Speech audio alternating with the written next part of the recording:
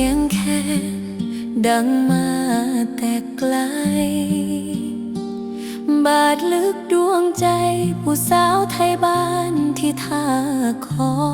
ยตะเวนตกดินนกกาคืนถิ่นบินวนลอยใจน้องเหงา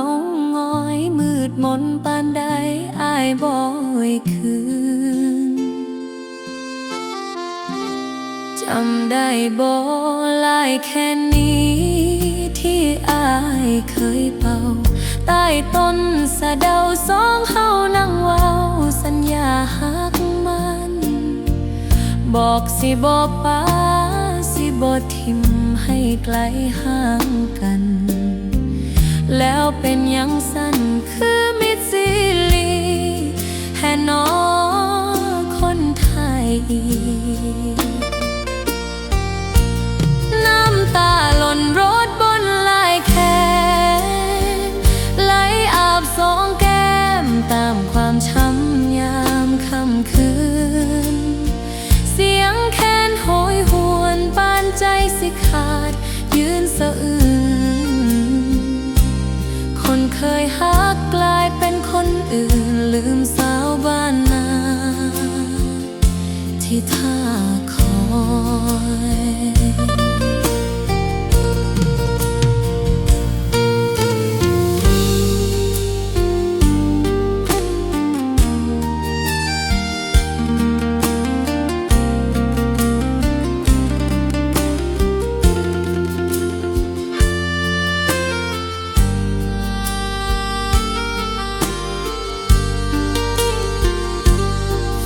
เสียงแค้นแล่นไปบอกคนทางพุนให้คือทอดบุญห้อยกอดอุ่นดุลที่เฮามี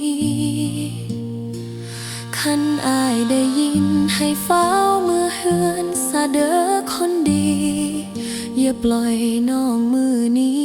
ขาดใจคาที่ย้อนคำสัญญา